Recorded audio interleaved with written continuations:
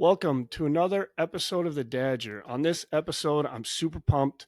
We have former Wisconsin Badger wide receiver, NFL veteran, and proud father, known for his explosive speed and game changing plays.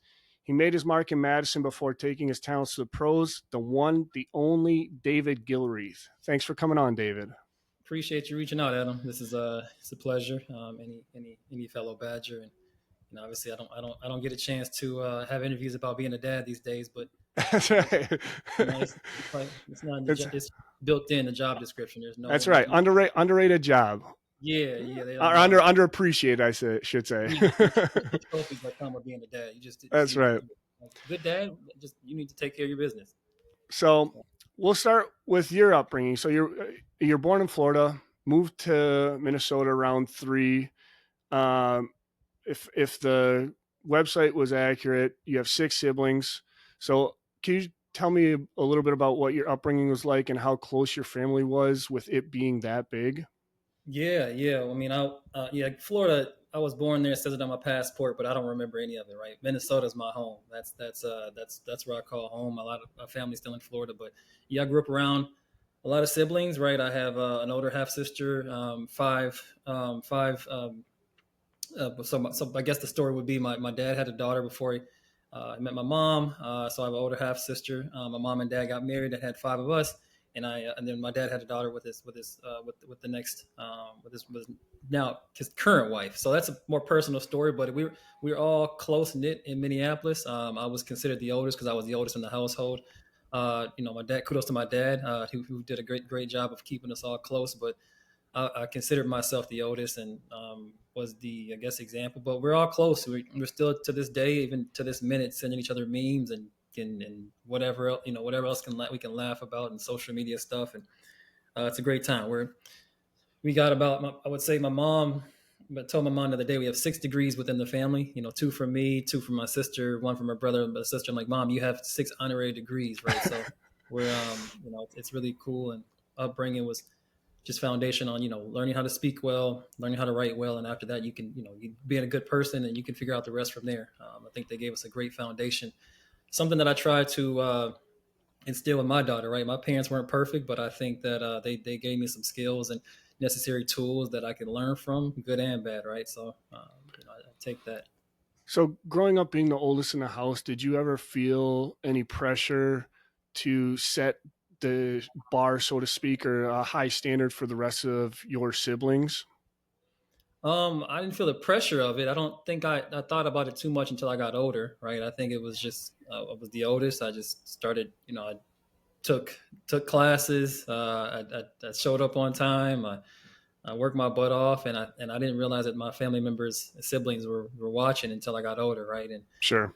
my sister, who was a twin, went to Wisconsin as well on a basketball scholarship, and I had no clue that she was pretty much following me from afar and kind of taking that whatever it wasn't even me, it was my dad that was pushing, right? That was the person who gave me all the tools I needed, and essentially did the same thing with her. I was just able to then give her more guidance than I would have had through that process, so that was nice.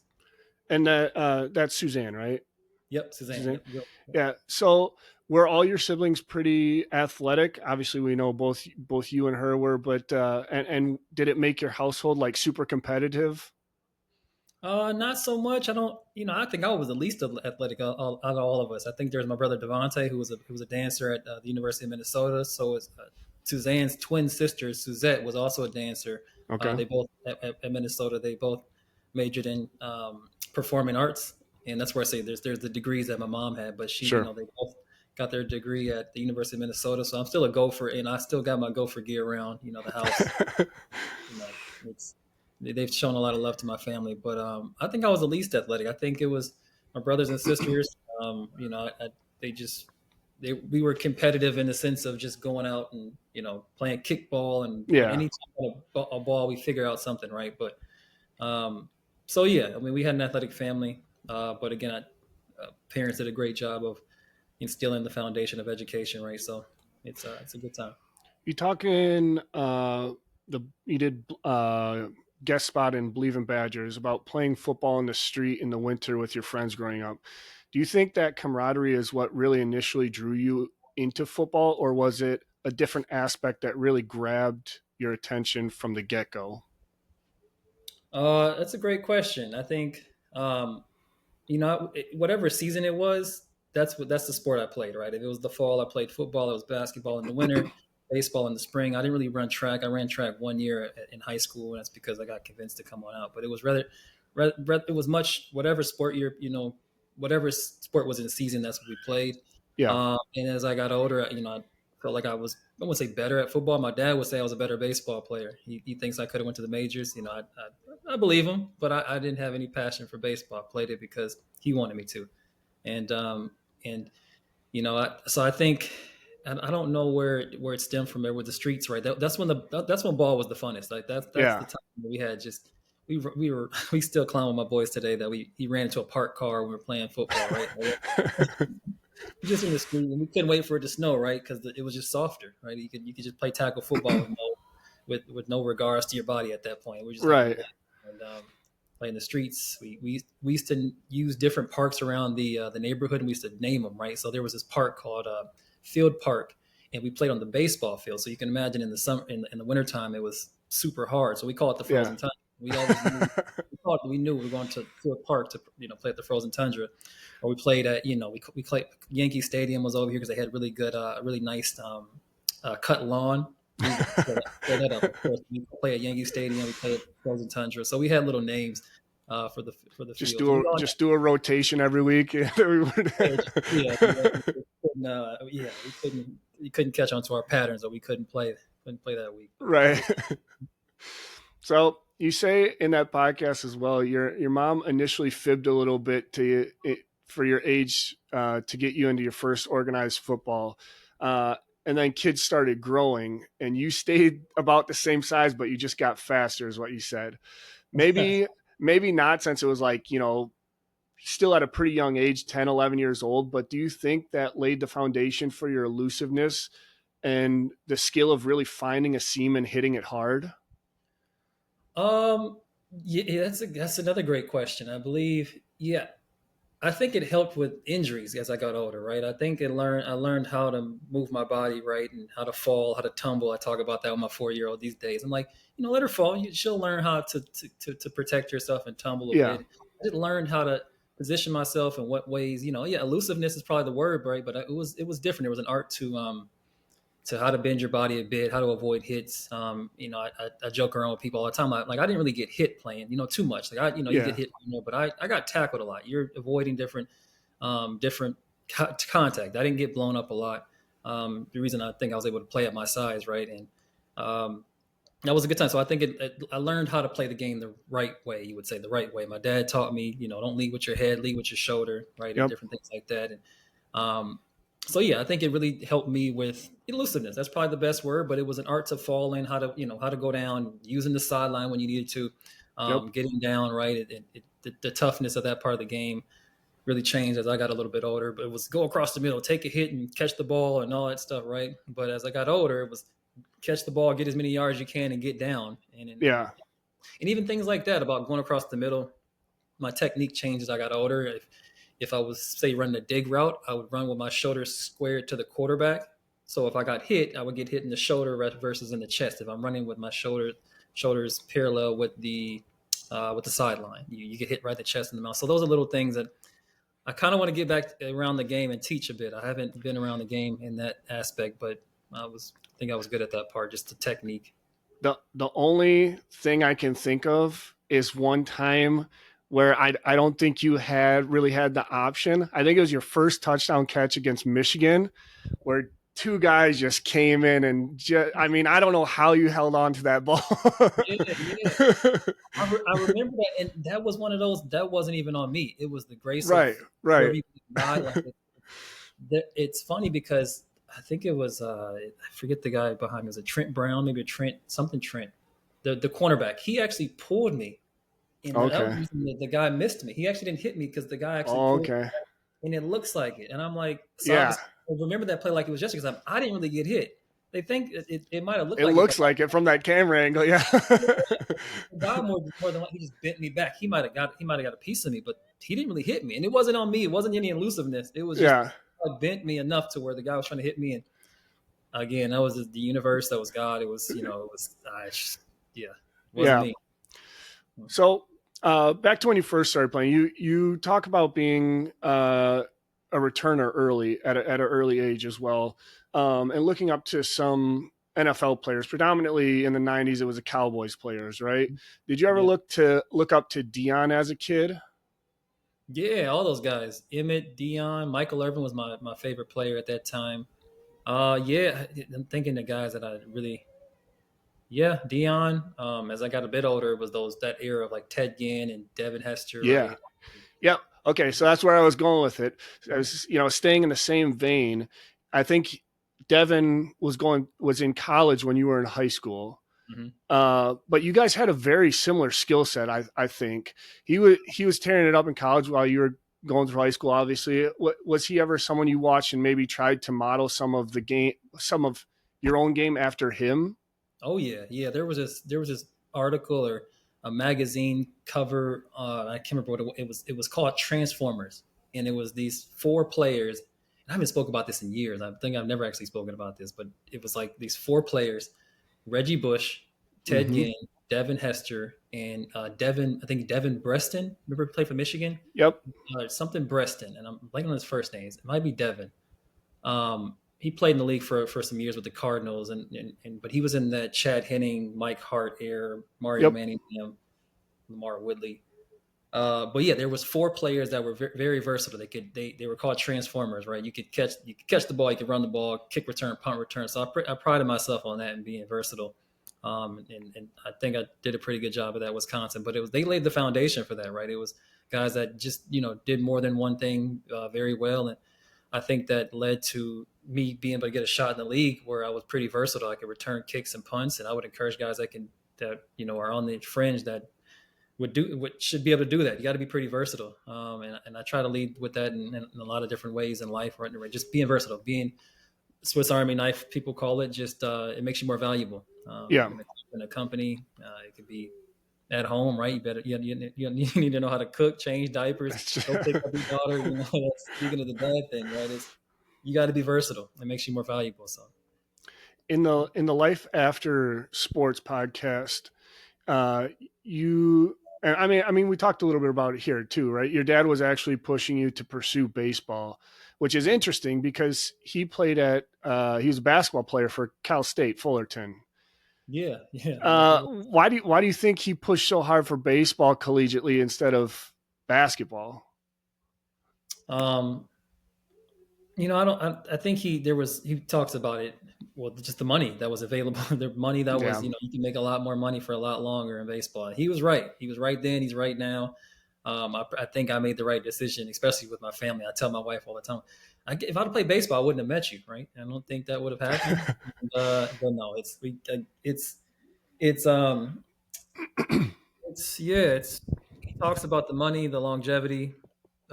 He played it right. I'm sure he knows the game very well, and I think he just seen that the potential in me. I played it at a young age I didn't go out. I didn't train any all year for it or anything like that. I didn't train leading up to it. It was just I played when that season came around, and I just was naturally able to hit the curveball, hit the fastball, sit in the box, whatever, steal bases, and it came natural. And I did enjoy it. At some point, when I was younger, I just loved the game of football, so I didn't think about too much else. My buddies weren't playing it with me, baseball, but we went to the state tournament my junior year in baseball at Armstrong. That was nice. We had a hell of a pitcher. It was he was hell of a pitcher, so that was the big reason. I remember he came in. Yeah, I could have stories for days. It was a pitcher that took us to the state, and we lost to Cretan, but that's another story. If you had to compare your style of play back then to an MLB player, who would you have compared it to? At that time, my guy was Torrey Hunter. Okay. Probably the guy I compared with. Right, I wasn't really as I got older a power hitter. I would get the ball. I'd hit it in the field, get it in play. Yeah. Beat somebody out to first. I hit a nice line drive out to center or left field. Get Mm-hmm. it, but I wasn't hitting home runs. Not in high school. But Torrey Hunter, but when I was younger and played a little bit more, yeah, Torrey Hunter probably would have been the guy. Kirby Puckett was someone I looked up to. I don't remember watching him so much at all, other than highlights. But I remember growing up in Minneapolis, I would go to the barbershop on Saturdays, and he was there, right? Like him and his son. That was always cool to me. He Yeah. was really nice. Yeah, there's a couple of sports figures that I'd seen and met when I was young that kind of changed my perspective on athletes in there. Being a sports guy himself, did your dad ever coach you in anything growing up? Any sports? No, no, he not officially. But he was there at every. Yeah. I can't remember anything that he was not at as far as competition and yeah, sure recitals, anything. My dad was he was everywhere. But he never coached. To answer that question, he never coached. But he was the first person that ever showed me. We had the old tape recorder back in the day, and Yep. he sat behind me, sat behind our games, and showed me, here you're faster than everybody at 9 years old or whatever it was, 9, 10. But Yeah. you're outrunning people. Here, what about this? You see that hole right there? You're fast enough to just cut it up and go there. I didn't know what I was doing, but then the next game I did that, and I'm like, oh, okay, that's what you're supposed to do. But yeah, he didn't coach me officially, but he was always encouraging me, coaching me, critiquing. Yeah. Encouraging probably the best. Yeah. So fast forward to high school. You're a 3-star recruit coming out of high school and had the likes of Wisconsin, Iowa, Iowa State, Minnesota, just to name a few, all looking at you. Were there any other schools in the mix you had talked with and were seriously considering? Not really. I think Indiana offered late. Okay. Other than that, I don't think so. I mean, I pretty much wouldn't say shut it down, but it was Minnesota and Iowa. Sorry, yeah, between was obviously Wisconsin, Minnesota, and Iowa that I was interested in. At the time, I didn't really want to go far away. But Yeah. they were pretty much. Wisconsin was a premier program. Iowa was a premier program. Minnesota was home, right? Not Yep. foolishly would think at 5'10", 160, I could change a program. But I didn't. I thought that when I committed, but I mean, I knew not change a program, but can make an impact. Yeah. One of the best decisions I've made. Being from Minnesota, and I think I read you had a cousin, Travis Graham, played for Minnesota. Was it Mm-hmm. difficult to choose Wisconsin over your hometown? And what made you do it other than the coach leaving? I know the coach leaving had a major part in that, right, with Minnesota. Yeah, But yeah. other than that, was it like the coaching, the story program, the campus environment, social environment, academics, maybe a mix of all of them? Yeah. What made me made the switch, or what was the sorry? Yeah, yeah. I mean, What was the deciding factor, I guess? yeah. I mean, I visited Camp Randall. And that changed changed the game. I remember I went to the game where against Penn State where Joe Paterno broke his leg, and that they had, Yep. yeah, but they had beat Penn State that year. I believe that would have been what 06 now. I came in 07, something like that, 06, and I had never seen anything like that. I'd seen my high school, I seen the Metrodome, and I had never seen anything like that. So yeah, that atmosphere changed the game for me. They were just coming off a win against Arkansas in the Capital One Bowl. They beat. Yep. They were finished top 6. I'm like, Travis Beckham was an All-American. They were all. It was. I'm like, this is what I want to be a part of that, right? And it was pretty much a no-brainer once I got on campus. I don't even know what I was thinking. Yeah. So, since your dad had kind of helped you in your, unofficially coaching you and helping you with sports, did you kind of rely heavily on him to help you make the decision on where to play, or was that just all you? Did you need some like advice on where you were going to go?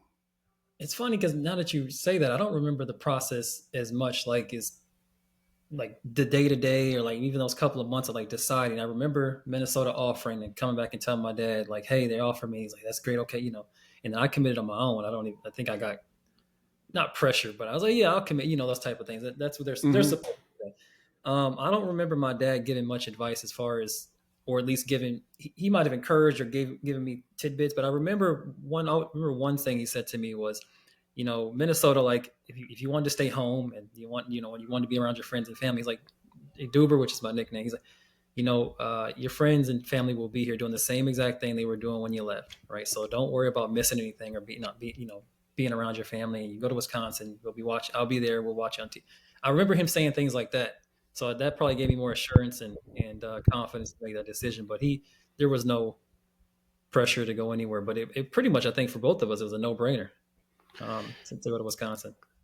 Yes, I guess I don't know if you're going to have the answer for me here, but what was your offer experience like? Because it seems like everyone's a little bit different from the athletes that I've had on and talked to. Yeah. But it almost seems like a lot of schools basically put a shot clock on these kids to make a decision. Was that your experience as well, or was yours a little bit different than that? Um, yeah, I think it was a bit different. I don't think they pressured me to make a decision. I think they have some choice words of like to sway you one way or the other, and if you might say, "Hey, yeah," so I don't think is that I wasn't pressured by Minnesota to commit, but I did want to go there. I remember saying, okay, let's make this happen, and next thing you know, it was in the paper next day, and I was like, oh, Mm-hmm. okay. But at that time, I don't think I wasn't really considering Wisconsin. I thought, okay, all right, that's not. I'm going to stay home in Minnesota. Mm-hmm. It's a better opportunity. I remember at the time they had Luke Swan and Paul Hubbard, who I ended up playing with. It didn't seem like, and they had a deep receiver roster, and I didn't think that I Yeah. had an opportunity to play there, right away, or at least make an impact. So I remember Minnesota had much more of a ready to go roster for me, and it was home. Yeah. Uh, so no, I don't. My process was I got offered by Minnesota, it was okay, committed. But I remember Coach Bosted reaching out throughout the process, kind of keeping tabs on me when I was when he was at Wisconsin. And then I don't know how I opened it back up, or maybe Coach got fired, but I believe I must have went up there on a visit at some point before then, right? But uh, yeah, I don't. Wisconsin definitely didn't pressure me. They kept tabs on me, and I Sure. went to again. So that was nice. So you get to Wisconsin, and I think on the Believe podcast, you said your freshman year, you weren't even in the dorms. You were in a place off Regent, I think it was, right? Uh, The when you first get on campus, yeah, but not the yeah, yep. okay. So you have that coupled with pressure of coming in right away as a true freshman and seeing the field. What do you think was the biggest shell shock for you going from high school to college? That's a good question too. I guess the speed and size, right? Like anybody says, I mean, you can't ignore the speed and the size of the players. I feel like I never got over that. They were always just big and fast. I mean, especially me. I was 5'10", 160, right? Soaking wet. And I think in college I was 150. So Yeah. everybody was big. It slowed down my senior year. Actually, it didn't really slow down until my junior year. And that's kind of crazy to think, right? But I played and everything, but it didn't slow down until like midway through my junior year. Maybe just the mental part. Maybe I got stronger, maybe the confidence, whatever it may be. I feel like it didn't slow down. And then senior year was definitely super slow. Like it was, you playing at the same speed as everybody else. But the size, the speed, fall camp was terrible. Fall camp was totally different than it was in high school. I can tell you Yeah. those things, right? It's changed nowadays. They don't have the same structure. They're still in there from 7 a.m. to 10 p.m., but you're not practicing 2 times a day and Yeah. in meetings. And so that was a shell shock. Any college football player that comes in will tell you those first couple of days they've definitely thought about buying a bus ticket back home. I would tell you, a 5-star recruit, 1-star walk on, everybody has said, you know what, this is probably not for me because Yeah. it's So you, you talk about it having those moments especially in training camp where you had doubts and you called your dad where he basically told you to stick it out and you weren't going to quit. How much mm-hmm. weight did his opinion and advice carry with you? And do you have a great piece of advice he shared with you throughout your tenured sports career? um I mean, yeah, there's a lot of different tidbits. He's, encouragement, humble but hungry. He'd always say, he would always ask me if I was okay. After each game, he would always ask me if I was okay. How do you feel? How's your body? Okay, you're good. All right, then you're good, right? You can continue. Like I think he would ask me how I was physically doing. He would Yeah. mentally, like he knew I was there and everything like that, and that I was, present or motivated. But he would always just ask me if I was okay. How are you feeling? Like, even if I had a bad game, are you feeling okay? Like, is everything? And I'm like, yeah, yeah, okay. Then there's always next game, those type of things. Yeah. So there's really optimistic. There wasn't, and I don't know if I've shared a story. I can't remember if I shared the Penn State story my freshman year where I had that start. Luke Swan gets hurt. I get a start, drop the ball, interception, and I go into a shell and I called my dad and I said, I don't think I can do this anymore. I don't think this is meant for me. He's like, well, you're not coming home, so you better figure something out. And Yeah. he kind of cursed me out and said, just you need to figure this thing out. Like, you can get out of your shell. That was pretty nice. But it wasn't. Yeah, nothing. I can't think of anything on the spot, but he's done a good job. Well, you talked a little bit about it on here, not feeling super comfortable until maybe your junior year, but it didn't show in your return game as you were named Big Ten Special Teams Player of the Week after your game against Citadel your freshman year, which made you the first true freshman in history at Wisconsin since Ron Dane to get an award. Wow. Was there a return or game that stands out to you in your freshman year where it felt like your coming out party, so to speak, or even your junior year since you said maybe didn't feel comfortable until your junior year returning? Was there a certain game or a certain year? Sorry. Yeah, over your 4 years, was there like a return where it felt like, okay, I'm comfortable now, like a coming out party, so to speak, like I can, all right, Yeah, I can do this. yeah. I mean, I do remember the game slowing down a bit against Tennessee my freshman year. We played in the bowl game, and I remember just I think it was the confidence. I got a good return. And I was talking to the guys. Like, it was just playing ball. I remember my dad. He'd always say, "I need to get hit first before I actually play. Like a nice hit, like a nice hard Yeah. hit before I start get going." I think that happened in the Tennessee game early, and so it did slow up a bit then. But then sophomore year was a bit. I was coming to my own as a receiver. A particular game. The Michigan, I had a pretty. You know what? Actually, that Michigan game, I had a really good game overall. We lost that game. I think they came back from like 19, but I was doing it on all ends, right? Kickoff, return, punts, and I think I had a touchdown in that game. It slowed up a bit. We didn't have a Yeah. good season. I think we lost a couple games in a row, so I wasn't able to show it as much. But I had a really good game against Ohio State the next. Maybe it's not statistic wise, but Ohio State the next week or next couple weeks when they came to town. So that gave me a lot of confidence. I think they were number one when they came to town that game, or at least top 3 or 4. Those Yeah. Terrell Pryor's sophomore year. James Laurinaitis. That gave me a lot of confidence. I was playing against Malcolm Jenkins, right? And James Yeah. Laurinaitis, Yep. eventually Vernon Golston was a first round pick at DN or something. Kirk Coleman. We had a lot of guys, and I was running around with the best of them. I thought I was in a good spot at that point. You've talked about asking Luke Swan, who was a guest actually on our program, a ton of questions early in your career. Was there a key lesson you took away from more tenured guys like Luke early in your career? Yeah. Preparation for sure with Luke, right? He was really prepared. Really, his routes were very, very savvy. He might not have been as fast as everybody. It didn't really matter though. 4.5, 4.7. He was really savvy with his routes, really detailed, prepared very well. So I took a lot of notes from him.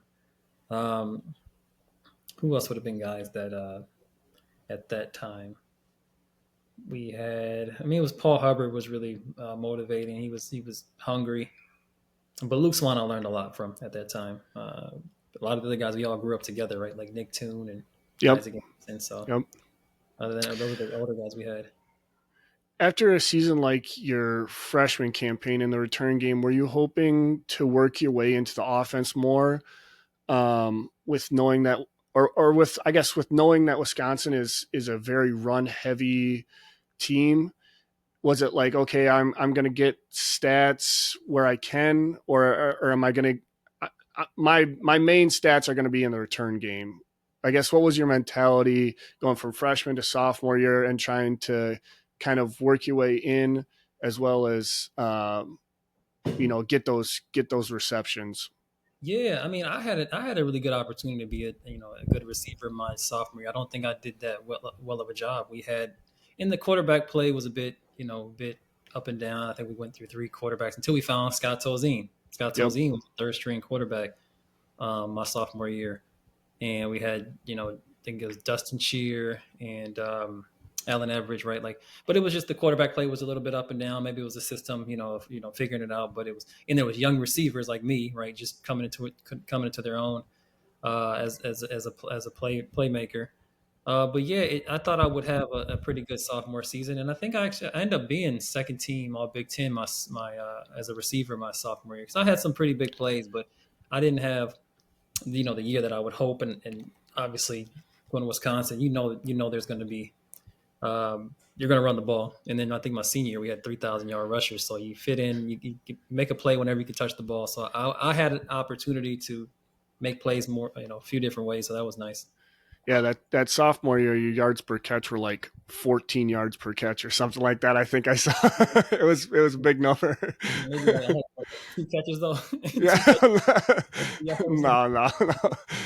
no. So, so I guess what year did you start thinking about what you would need to do to get to the next level, to get to the NFL, or did that not really ever cross your mind until your senior season got done?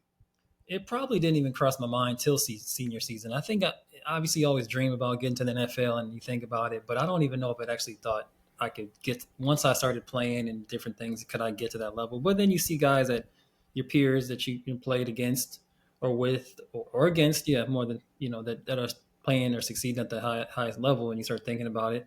But I knew I would get a shot. I knew if anything I would get a shot in the league because I was productive enough, but it didn't really cross my mind. I didn't think about it. Maybe it was just I thought it would happen at some point, but again, it didn't even slow down the game until halfway through junior year, and it's like, oh, Yeah. Do you think Wisconsin's use of your rushing as a wide receiver so successfully paved the way for other guys like Kendrick Pryor, Danny Davis, or even a guy like didn't finish with the Badgers, Aaron Cruikshank? oh yeah, Uh, yeah, uh, do you think you paved the way for some of those guys? maybe they were in Coach Chris' offense, right? Same, yeah. I mean, possibly. I feel like we did start that jet sweep with me, and Yep. it worked really, really, really well. I think we could have implemented it a little bit more. There's different ways we could have done it. I don't, guys they're implementing it really well now, and even they used it with Melvin a couple years Yep. later. I don't know if Coach Chris was the offensive coordinator, but it was in there, at that point. But yeah, I do think it paved the way for future guys to get touches right in many different ways and just get the ball in their hands. But yeah, so we did a really good job of starting that and building that foundation. Uh, Kind of a satirical question, dumb question, but is there anything worse seeing just green in front of you and getting tripped up by a punter or kicker? Yeah, is there nothing worse? You said, yeah, Is there nothing worse? yeah, not a lot worse. There's not a lot of worse things. The punter or the kicker, it's tough. It's tough. And that happened um, more than a few times with me. I mean, I would have returned a couple of kicks, a couple of punts, a couple of punts or kicks, and how many more times? I probably got kicked. I probably got tripped up by the punter or kicker more times than I had touchdowns. Right? Could be a statistic. So I have to bring up the kick return against OSU, but I'm going to see if I can spin these in a way maybe you haven't heard, because I'm sure you get sick of the same questions, even if it is such an iconic play in Badger history. Okay. So my first question, between Lee Evans' catch, Bernstein's game against Penn State, Scott Stark's scoop and score, the block punt against Minnesota in 05, and of course your return against OSU, is there some dichotomy as being the main player in these massive emotional plays fans will always remember? Because I have to guess it's humbling, and you're super appreciative that after 15 years people are still so enamored with these plays, and they're so appreciative and amped about the play. But I can bet it's on the opposite. It's also frustrating at times only talking about or feeling like you are remembered for that singular play. So I guess what's your take on it? Yeah, I mean, I can't even say gift and a curse, right? It is a gift. Like it was a great moment. I remember Barry coming into the locker room before that game, or not a locker room, but our team meeting room, and he said Lee Evans. And people remember him for that play. So if you make a Yep. play in those kind of games, you'll be remembered forever, and maybe for whatever it may be. And I never would have thought it would have been something like that, right? But yeah, it's nice. I can't. It's not a bad moment to be remembered for. I can't, I can't knock that. I'm not mad at it. I have all the appreciation for Badger Nation. Um, I won't even say, but I think I've had a great. It's been a great ride since the return, right? From alumni, just gatherings, job opportunities, the different things that have come along with that, and notoriety. But it's not frustrating. It's a great moment, and I do put out there myself. I say, hey, that was a nice moment, but I had other cool Yeah, players, yeah. right? I had some other. That wasn't my only moment. I think my coworkers think that was my only moment, but well, no, I wasn't just a one hit wonder. I had a pretty good career at Wisconsin, and I think that's what led to me getting an opportunity in the NFL. But it did happen to where even as you get to the NFL, maybe you're not returning kicks or punts or getting the opportunity in preseason. But my special teams coach with the coach said, "I seen you return a kick against Ohio State. That means you can return in the NFL too." I said, "Okay, all right." So that was pretty cool and reassuring. So yeah, it's not fun. I can't say it's been nothing but great things that I remember. I appreciate being remembered for something like that. I mean, it could be anything else, right? But it was a great Yeah. moment. Well, since it's dispelled, that's the favorite game, my most favorite game I've ever been to. So there's never been another atmosphere at a Badger game that I've been to that was like that night. Like it was nuts. But Yeah, yeah. um, probably a dumb question, but which was louder after you scored that touchdown or running out at the Super Bowl with the Seahawks? Oh, that's a great question. I think Seahawks because I don't remember. It was really quiet during that moment to me at Wisconsin. So, but you're taking in the moment because I didn't actually play in the Super Bowl, so I was there, right? So Yeah, I'm taking in the moment. It was like it was crazy, but I didn't actually get a chance to play in the Super Bowl per se. But that return, it was super quiet. I can tell you right, I couldn't hear anything. So that's why it's kind of wild and different perspectives on different things that happen. Um, yeah. So I would say the Super Bowl, from my perspective. But maybe two people that yeah, were maybe in the crowd at that game could tell you something different. But right. not from my perspective, it was the Super Bowl. Does it ever cross your mind if NIL had been a thing when you were in college, how many deals you could have potentially made off of that single kickoff alone from Wisconsin, Yeah, from off Wisconsin-based businesses, I should say.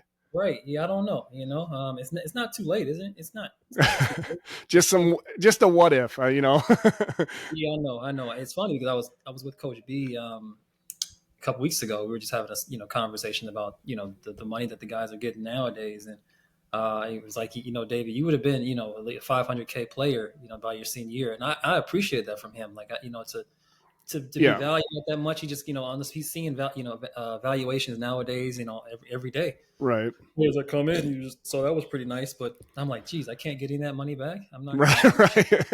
That's not nice, but all right. I guess I can at least put that on my Wikipedia page or something, That's right? right. That's right. 500,000 back in the day, but here I am.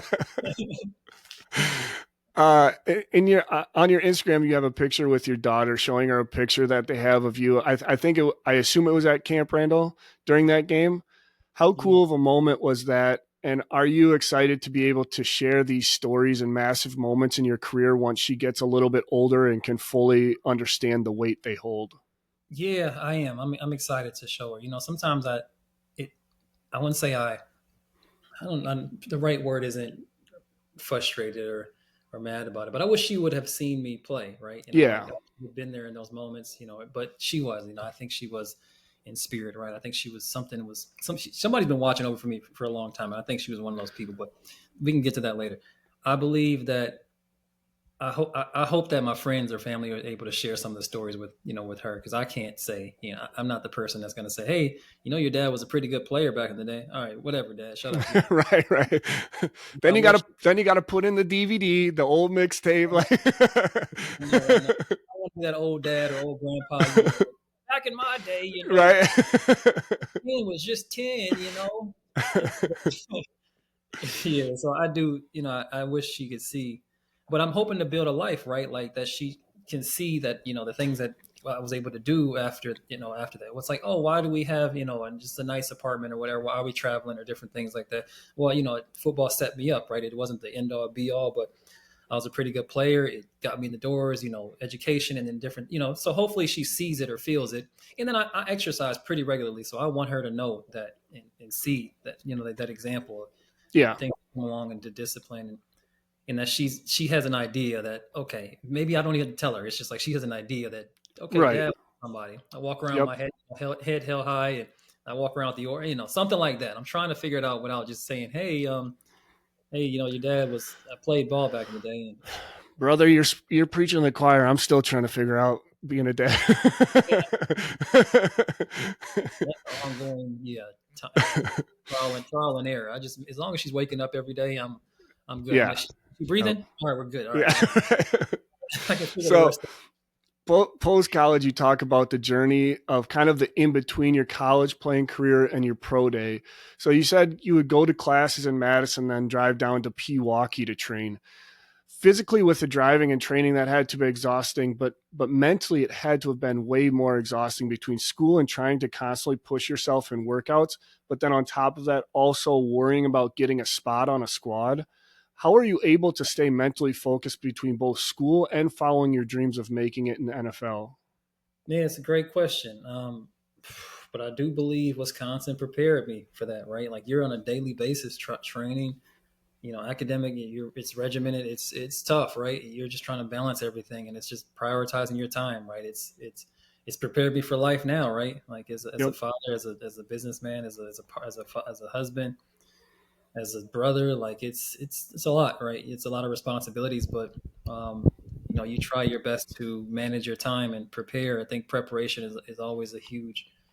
It helps a lot, right? Before the night before, the week before, I'm lining up my schedule as best way I can. And we as you see, we were kind of bouncing around with times. I'm just Yeah. super busy, and I hate that they would like now. I'm about 7 minutes away from my daughter's daycare, and I got to pick her up at 5. So I don't one of those.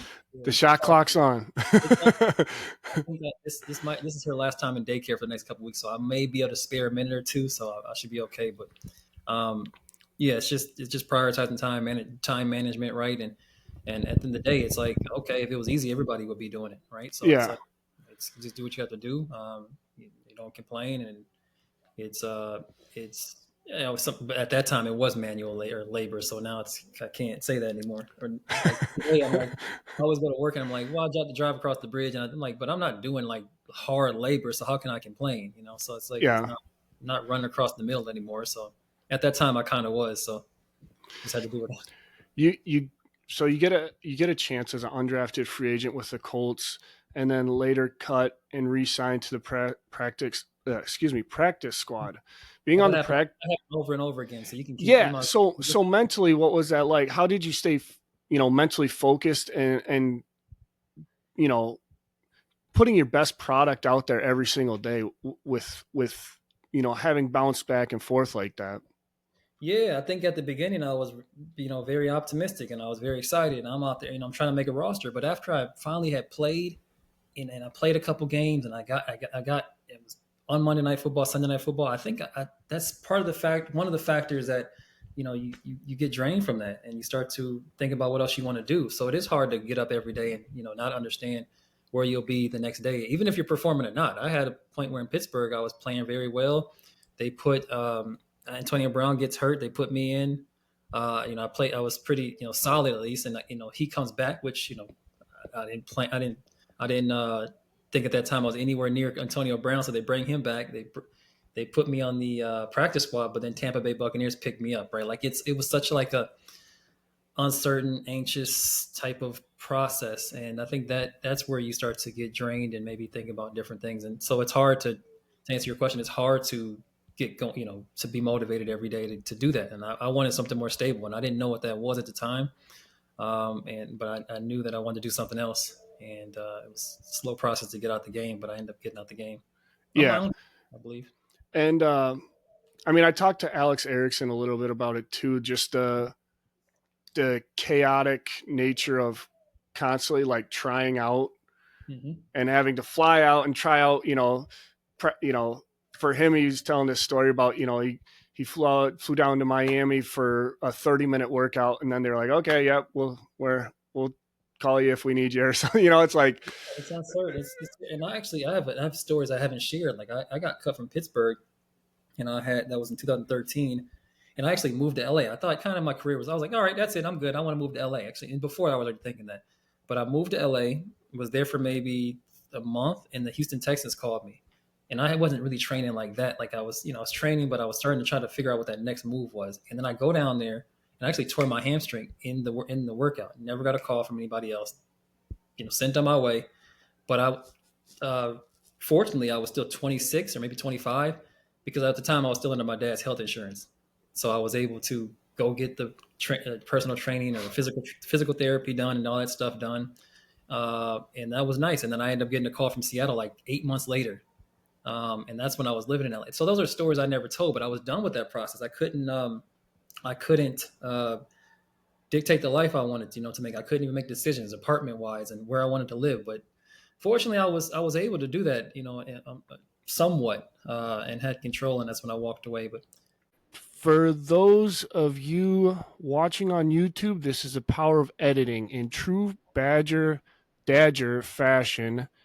David had to run and grab his daughter earlier, and now we're back a couple hours later, both sans awake children. So let's hop back into it here. So I think we have been talking a little bit about your NFL career. Do you have a piece of advice for athletes that are struggling to maybe find out kind of who they are outside of sports? um, yeah, I always encourage, and I use my sister as an example. When she was in school and playing basketball, I encouraged her to do things outside of basketball. I didn't want her, if she had a bad 3-point shooting game, or if she had an off night, that it should affect the rest of her life, right? She should come home, or vice versa. If she had a hell of a game or a hell of you know, a performance, that she should come home, and it shouldn't affect the rest of her life, right? Like she should have things that she's interested in outside of the sport. And I think that's for anybody in any industry, right? So if I'm in tech, I should come home and have other interests, things that just. So I was able to shut it off a lot. I think I was able to penalize. Sorry. Um, I'm blanking right now. The dad compartmentalize. Sorry. Dad brain, but with a lot of different. I thought it was the mom brain, right? But dad just compartmentalize each of those, right? So like I would tell her, like it's anybody in any industry or at this moment, that you should decide, what you're interested in outside of that industry. So my advice, it helped me a lot. Once I was done, I went traveling a bit. I learned that I was interested in photography, architecture, um, history, things that I wasn't interested in at the time in school at all. Right? Like I didn't understand that. I didn't understand that. The Holocaust was just 60, 70 years ago. At that point, Yeah. I'm like, we're taking bicycle rides around Berlin, and you can still see the effects of it. And I just didn't have any idea World War II wasn't that far back. And I just didn't, those things didn't make sense to me until you see it. So just gaining, I would just encourage people to find interest outside of that sport. That they just have to. I think that's part of being an adult and growing up. I know it's hard. That's a hard transition, right? But it will happen, and that's just part of being an adult. And that's what I would encourage them to do. We're talking post NFL career here, but on the Believe podcast, you said one of your best NFL moments was when you got your passport. They got your passport for you. Years later, you then take a sales job at a jeweler where you're traveling internationally to make sales.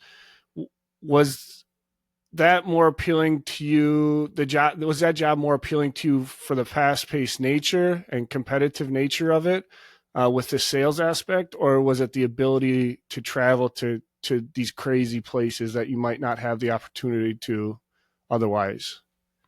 Yeah, I think I was really fortunate to be able to combine all those things, right? My passion, and then things that I was actually, interested in, and also what I was good at doing, which was sales, right? Like I I didn't make a lot of money from it, right? I learned a lot in that business, right? I was in the manufacturing, but I worked for a jewelry manufacturing company, so we Okay. sold wholesale to distributors, wholesalers, buyers.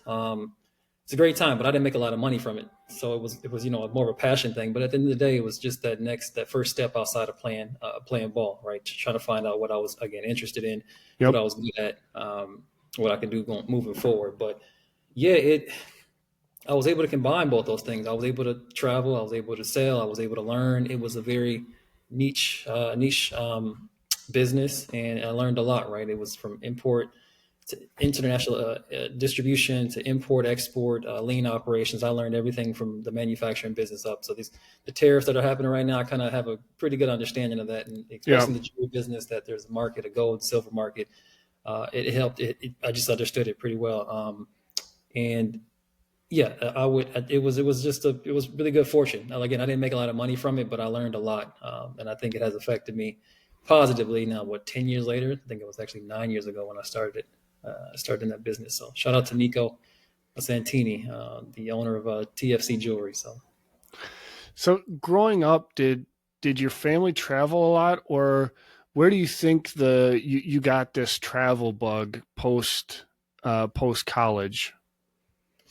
I don't know if I got it from domestically. Sure, yeah, we did. I was going to say no, we didn't travel, but yeah, domestically we were all over. We took family road trips to Texas. This is from Minnesota, Mm-hmm. driving Yep. Texas for family reunions, South Carolina for family reunions. My dad would take us up north to Grand Marais in Minnesota as a kid. We've been all over, so I always probably had like a little itch, right? But I think the international travel became. I guess it was a foundation of mine, right? The travel, but then it was like once you get a passport, I think I was one of the first in my family, my immediate family, to get one.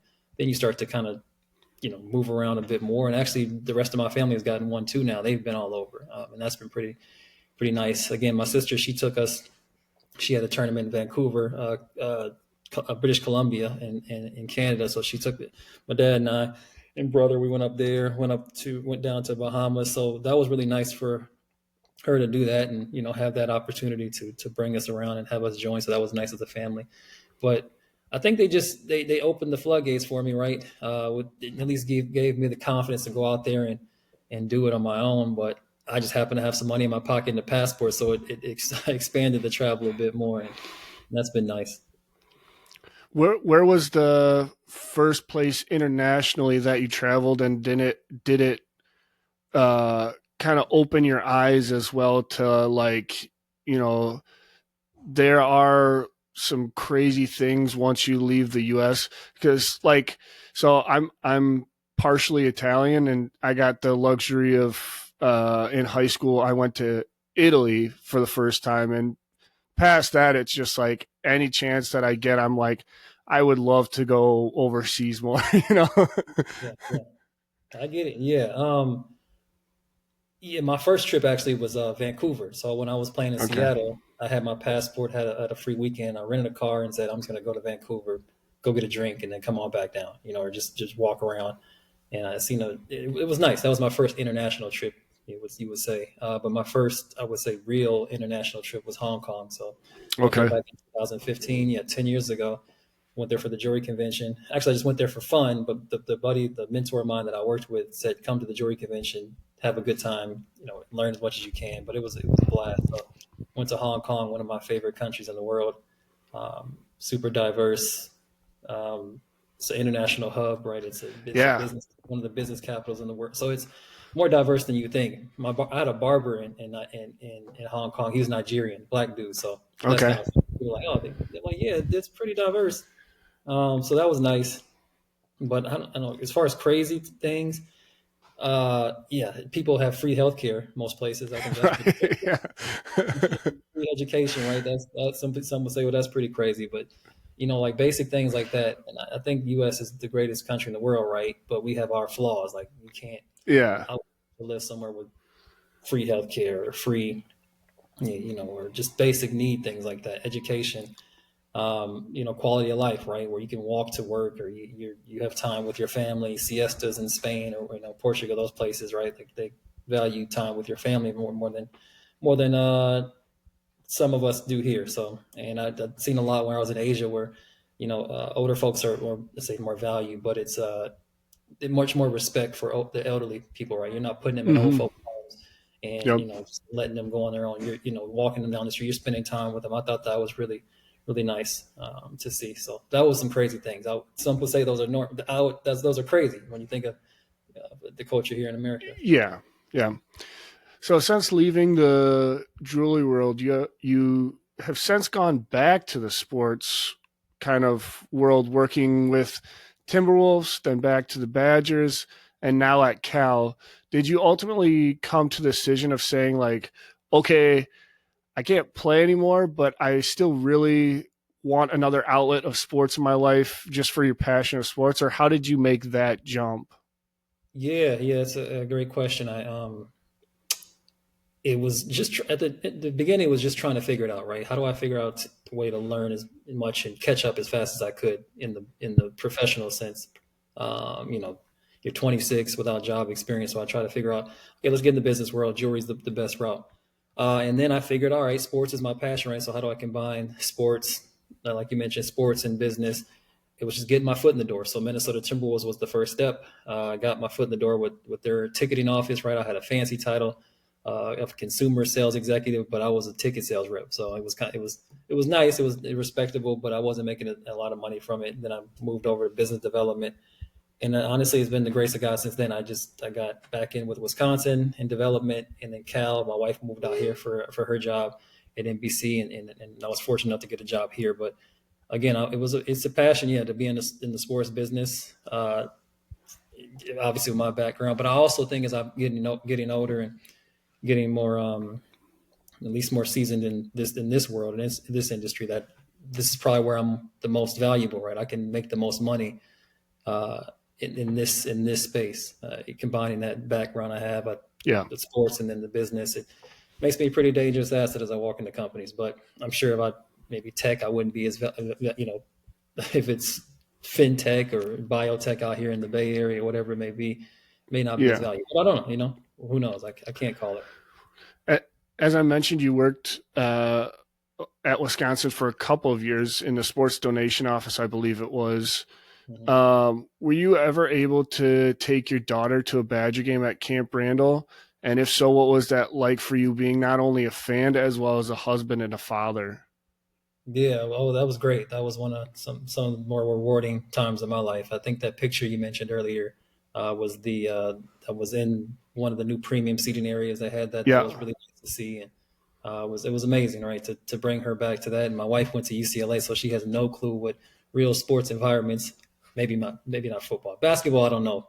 John, is it John Wooden Arena? I think it's John Colt Wooden. for At UC, UCLA, I think it is John Wooden. Yeah. John Wooden, yeah, the basketball. So they might have a different environment basketball wise, but football, there's no comparison, right? It was something that she had never seen before, so that was nice to see. I took her back to the Ohio State game in Okay. 2016 when we played, so that was nice. And then my daughter, we went to Camp Randall probably 4 months after she was born, 3 months. Okay. It was empty. It was empty. So I went back to graduate and got my degree, and we took some pictures. But she had went to a game in 2021 and 22 before we moved out here. So that was Okay. nice. So she even mentioned, she was like, "Papa, there's not a lot of people. Well, we out here at Berkeley at Memorial Stadium." She's like, "Not a lot of people, Papa. There's not a lot of people." Yeah, not the same football environment. They it's know don't. it's like Camp Randall before all the students get in there. Yeah, yeah, yeah. Yeah, exactly. Yeah, it's like Camp Randall's first quarter, That's uh, right. all year, all year. Nowadays, right, as we're not winning as much, they leave after the jump around, right? Yeah. It's out pretty quick. Yeah, that I mean they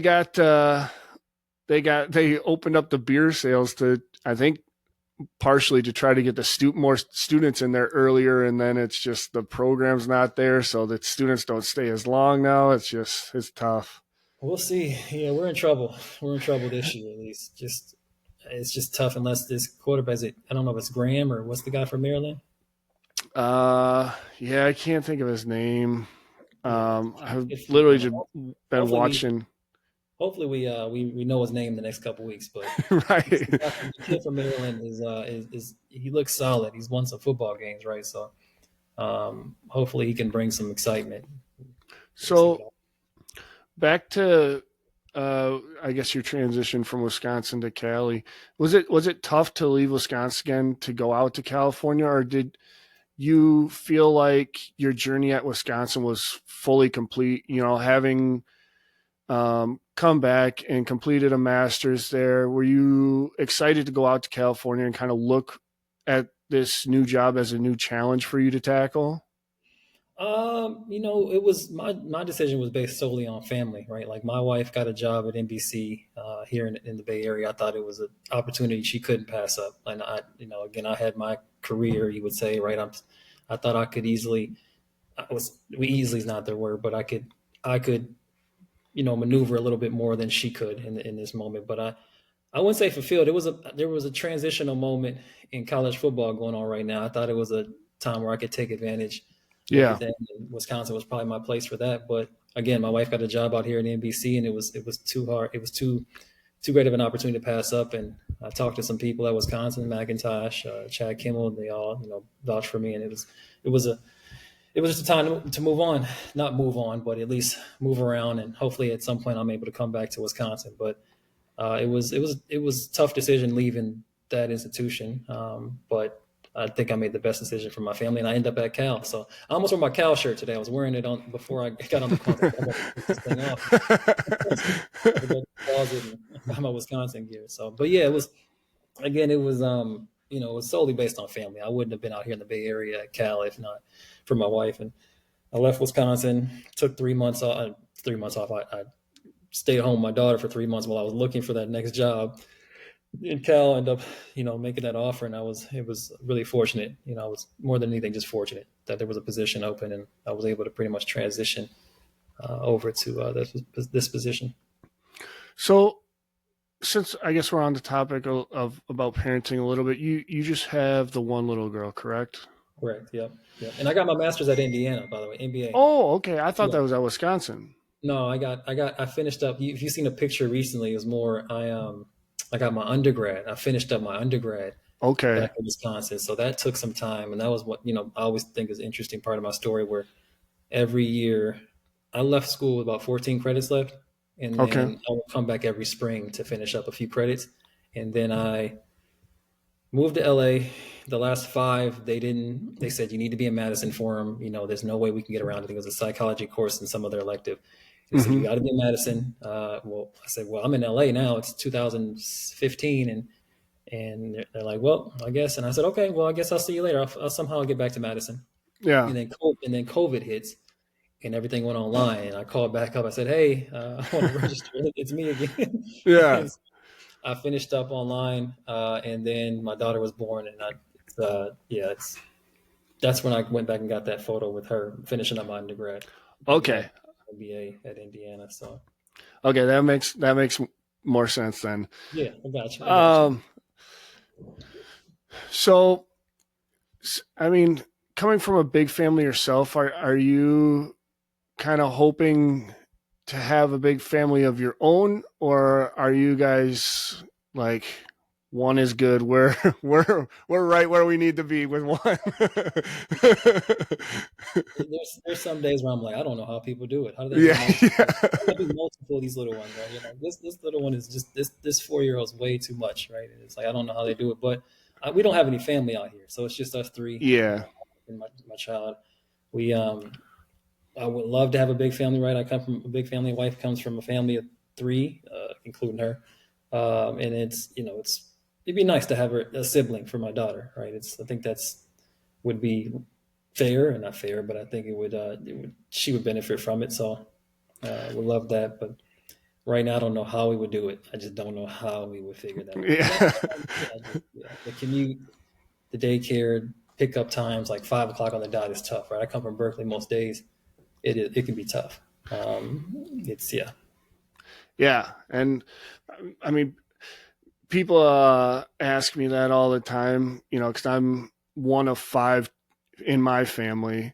And we're still under 1 year old. So it's like it hasn't even like crossed our mind yet. We're still trying to get used to one. So So you have your one under one, like you're half Italian. I don't know much else about like what else. I haven't asked you much about you. If you're interviewing me, that's fair.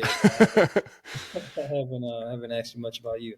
yeah. So small town kid from Platteville area. I always say Platteville because nobody knows where Belmont is unless you're from Southwest Wisconsin. Heard of it. I've heard of it. So yeah, come from a small farm, small town, but relatively large family. My dad's side has 11 kids, including him, and then we have five, including me. I'm the youngest of five, so yeah, it's I'm very very familiar. I relate to you on the big family portion. Yeah, um, I would hope. I would hope. And it's funny because I haven't told many people, but there's a position that I'll be accepting soon at Notre Dame Belmont. Belmont's a city that's right next to us in yeah, Redwood City, and there's a director of advancement role at Notre Dame Belmont that I'm going to accept because it plugs my daughter into that system, and I'm literally on campus with her. She's in that Notre Dame yeah, system, and it's an unbelievable opportunity. One of those again that I wouldn't leave Wisconsin if it wasn't for my family, right? I wouldn't leave this Cal position if it wasn't for what's best for my family. So it's funny you mentioned Belmont. I'm like, oh, I'll be in Belmont the rest of my days, or at least the days moving forward. But that'd be nice. if you don't mind me asking, navigating through these various positions, have being able to build personal connections with people along the way been able to help you kind of transition into these other roles more smoothly, do you think? Yeah, I think so. Relationships, the roles are all pretty similar, right? The Wisconsin role they're all athletic development, right? They're all fundraising roles, so they're all Mm-hmm. in this role now. It's still fundraising, so those have helped. It's funny because the recruiter who reached out to me for this role was a Badger. I didn't. He was just reaching out, and that's how the position came. I would have never heard about it at Yeah. all. Reached out, class of '96, Jonathan Ball. That's my guy now. But it's shout out to him too. But he reached out and said there was a position open. I didn't think anything of it. I'm like, high school, like okay, down, there's no Catholic high school. What is that? Doesn't even make any sense to me at this moment.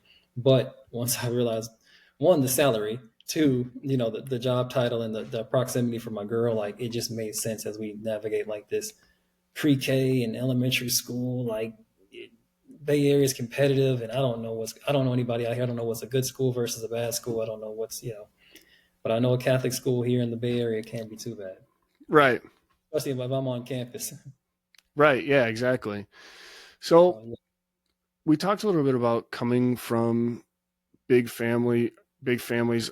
Um, I hope to one day pass along kind of the, you know, tight, close knit family values to my kids. I mean, I can only assume you're trying to do the same. How do you think you go about passing those kind of family values to our own kids down? That's another great question. I think the best first you have to establish what those values are, right? Like I think I'm at that point to where I say a lot of things and I'm like, is that a part of like my value system? I don't know what those main, go to the dinner table. These are our non-negotiable type of things, and I think about that, and I still am trying to figure out what those values are for my family going forward. I feel like I'm an adult, I'm a man, right? I'm a father. I should probably have them in place, but I'm like my dad didn't have them in place, but I'm sure there were things that he had. No hats in the house, right? Mm-hmm. Say thank you, say it's whatever it may be, and be polite. Punctuality. I don't know what those were, but I think I got to establish what I want those values to be first, right? And I think I've Yeah. done a good job of raising my girl with love, right, and time, spending a lot of time with her, being very patient. So if I just thinking of them out loud, I'm like, okay, time is a huge value. We have to make sure that our time is very valuable to us and spending that, whatever that quality time may be. Patience, right? Both me, my wife, and my 4-year-old. She doesn't know anything about patience yet, but I at least need to model what that is to her. And I think I'm doing a pretty good job of that, even though I lose my patience a lot. It's tough. It's tough. tough. Yeah.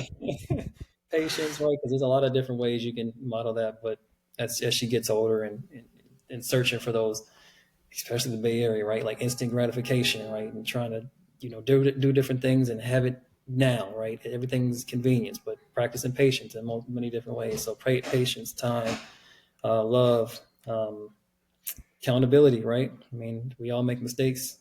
It's, can you apologize? Can you own up to, maybe I had a bad day today and my boss spoke to me the wrong way. Maybe I came home and lashed out at you, but hey, noticing that it was my fault. I can take accountability, say I'm sorry. I do that with my daughter a lot. I make sure that I apologize if I raise my voice or something like that. And like, hey, that was not that wasn't on you. Like, that's not, you didn't make me feel this way. I'm sorry for, lashing, whatever it may be. But so accountability, and I want to write these down one day, but I haven't thought of it out loud until you actually said it. But patience, love, accountability, time. Those are things that I want to hopefully, now to think about it, my dad did with me, right? Spent a lot of time, gave me a lot of love, like just values that I'll hopefully pass to my daughter and she'll pass to her family. So she's 4. She's not playing sports yet. Is she showing interest in any sports, or is it more like dolls and I know little girls at like 4 or 5 years old are all obsessed with babies for some reason. I'm like, what is she? We didn't like introduce her to like babies, right? We didn't like just put a kitchen in front of her, put army dolls or whatever, whatever it may be. Like she was there. She just likes babies. But yeah, babies. We did throw her in soccer, throw her in swimming, but they just kick the ball around at that point. Yeah. And then play with each other. They don't know. But yeah, she has. We gave her these badminton rackets, mm-hmm. and a balloon, just to teach her some type of like coordination and everything. Yeah. She calls it basketball. She calls it let's play basketball, Papa, and she loves it. We just hit the balloon around. So yeah, I try to teach her the basics, hand-eye coordination and that other stuff. She'll just figure it out. Well, that leads right in. You think you'll eventually become her coach, or involved in her sports in some sort of way? I know earlier you talked about wanting to get back into sports. I don't know if you're talking specifically with your daughter or, maybe coaching some other avenue. Yeah. It's funny because the high school I was just speaking about has a flag football team. And I'm like, well, okay. Maybe I would decide to get, back involved in that form or fashion. But yeah, I think whatever my daughter's in, I'll YouTube and start to coach whatever that sport is. It could be field hockey. Yeah. So I'm going to YouTube and she's going to think I'm Phil Jackson or whatever sport. I'm going to be involved and present. And I don't remember my dad being at practices so much, but he never missed a game since I was 7, almost in any competition. And I just remember it. I remember being to this day, like run the marathon. And I called my dad saying, hey, can you come out? He was like, no, you'll be fine. But in my head, I'm like, I think I run faster, yeah. Better when he's there, right? It's just it's a confidence thing, and it's having that father around makes a huge difference. You ran a marathon, you're nuts, man. I ran a half and I was like, I think that's good on my running abilities. But I'm also 6'4" and 230 pounds. That's a lot of weight to be hauling around. I wouldn't go over 13. Don't. I wouldn't. After like 14, it just wasn't even fun anymore, man. It was just the only thing that was cool was because of San Francisco. You get to go over the bridge. Okay. It's cool, but after like 14, it's all the same. It all hurts. It's not. It's not even worth it, man. It's not even worth it. And I think it's not even worth the long-term pain. They say changes. And wouldn't recommend it. The half is cool. I think I would do the half somewhere. Yeah. Just running, not for me. I'll stick to just the weight room. Okay, back to parenting. Do you have a proudest dad moment so far that sticks out in your mind? Proudest dad moment? Uh, that's a good I know question. 4 years old, you probably got a ton of No, moments like that. it was funny. My daughter got out the car the other day and she had dropped something. I think she had dropped a color crayon or whatever she was doing. She had dropped it. And she's like, Papa, get that. And I picked it up. I gave it to her. She's like, you're a good dad, Papa. You're a good dad. I'm like, yeah, the bar is Eh, set pretty low, right? Cool. but it hit you right in the feels, though, didn't it? I'm like, wow. I'm like, I was just doing something basic. Just picked up her crayon, but she's watching, right? She's watching everything we do and what we say. I think I think I'm proud of my patience with her. I'm super patient. I'm not a very patient person in general, but like with her, she's like unlocked this totally different person, right? Like she can get away with anything. She can say whatever. It's hard to. I'm trying to figure out how to discipline in this, like my parents would have, we get it. Like you do something, they give you a whooping. I'm like, well, okay, we Yep. understand that's not like the way that is. How do you discipline them? Is it?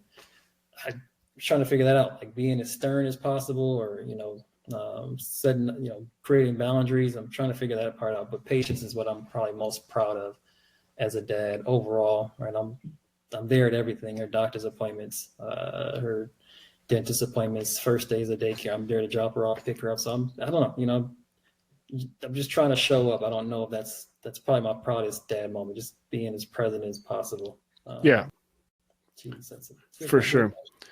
So I always end these interviews with two questions. The first being, so if your daughter stumbles across this one day when she's old enough to understand, what is one thing you hope she takes away from it? Oh wow, yeah, I didn't think about that. She would probably be watching this one day. Well, maybe, yeah. Hopefully, that's yeah. Let's see. I've never. I don't know. I'm hoping that someone else could share like my story with her, right? Like, and there's a lot of details that I feel like she should know, or like lessons that she could pick up from. Yeah. Knows like, and I struggle with how will I tell her my part of the story. I'm starting to journal lately just so she can have something, because Yep. even my wife, she wasn't there. She came along, but we met like towards the end of my career, right? Like she didn't, Mm-hmm. almost doesn't even know that person or that side of me as the sports figure. She knows me as David, just the jeweler, almost the jeweler. Like it's like, all right. So it's hard for her to even pass down some lessons that I learned, tough lessons, right? Mm-hmm. And some things that have helped me along the way. So I would,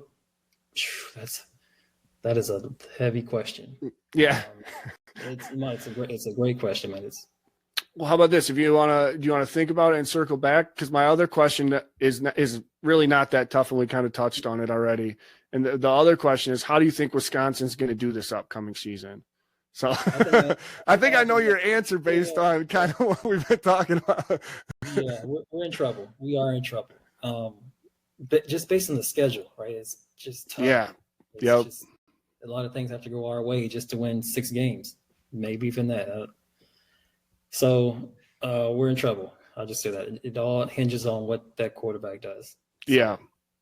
That quarterback from Maryland. We'll figure out his name later. Yeah. I agree with you. I think it's going to be another rough season. I don't think they're going to make a bowl game again this season, but yeah. I mean, hopefully they're taking the steps in the right direction. I mean, the big thing everybody's talking about is this fellow they brought in from Kansas, bringing the fullback back into the mix. That's everybody at Wisconsin's juiced up because we brought a fullback back. That's the brand right there. Imagine that. Right. A fullback changes the program. That's right. Every class of the day, a fullback comes in and just changes the entire program. So we'll see. Yeah. As long as there's maybe improvement, right? We were playing tough games lately. We played USC tough. We played Oregon tough. Could have beat them. Yeah. There were a couple games last year. I thought, down the stretch we were going to win, and then it was just like fourth quarter interception, and it was like, well, there you go, that's the game. We had third string quarterback, right, or second or third string. Yeah, it was all right. I get it, but we should be in a better spot this year. But yeah, that question about what I would, I think I was very patient. I don't know. So there's a story I always tell my wife now. about when I was little. I was in this all-star baseball game. It's like a series. Like you're from the Minneapolis city, and you play against like other kids that made the all city teams all over. Right now, Mm-hmm. I had a great season, but then I got to this all-star weekend, and I was pretty trash. Like I was terrible. I don't know if I had imposter syndrome. I just wasn't playing very well at all. Like I don't know if I thought I didn't belong. Right. Like at the time, I'm the only black kid on the team. Like it's a bunch of suburban kids. They were good, but they were on point. They were prepared. Like they were just playing an elite level. All their mechanics were great. And I'm just this raw kid. I thought playing ball, just playing baseball. And I just wasn't competing that well that weekend. And my dad sat me down. He was like, you've heard of Phil Jackson, right? And I'm like, all right, yeah, sure. He was like, you should just visualize it. Like sit down in the room, just visualize, what you want to do, write it down. Just visualize everything you want to do from the beginning of the game to how you prepare for it, everything. And I'm like, whatever, Dad. I'm playing like shit, like trash. Like, and what is this gonna do? But I did that for a day, and I ended up having one of the best next couple of games of my life. Right, like I hitting home runs, and I couldn't believe it. Ever since then, I started to visualize, write things down, be very intentional about things, and I probably would encourage my daughter to do that. Right, whatever it may be. If she wants to be an engineer, if she wants to be a scientist, if she wants to be an athlete, like visualize it, write it down. So I think that ends up being your North Star, right? Whatever you're doing on a daily basis starts to kind of, you work your way towards that. There'll be bumps in the road, but you understand that you want to do when you're reading that book at night, or you're passing on that drink from your friends, whatever it may be, you understand that that's your North Star, right? That you wrote down. I don't know. You want to be the vice president, or you want to be, I don't know. Yeah. The mechanical engineer of an executive of a company. Just write it down and I think that would help a lot. So it's probably my advice for her. All right. Perfect advice. Perfect way to wrap it up. So from his days electrifying Camp Rando to life as a dad, it's been awesome hearing his journey. Don't forget to like and subscribe wherever you're listening or watching, and drop us a comment of who you would want to see next. Thank you again for coming on, David. Truly, thank you. I appreciate that, Adam. This is a great show, great concept. Adam, those amazing questions, man. You were very prepared. You did your research. I was really impressed by that. So, thank you. That means a ton to me. I mean, between you and Matt Bernstein reached out to me after I put our episode out and was giving me praises. I mean, that you guys have no much. That means the world to me. So I appreciate that.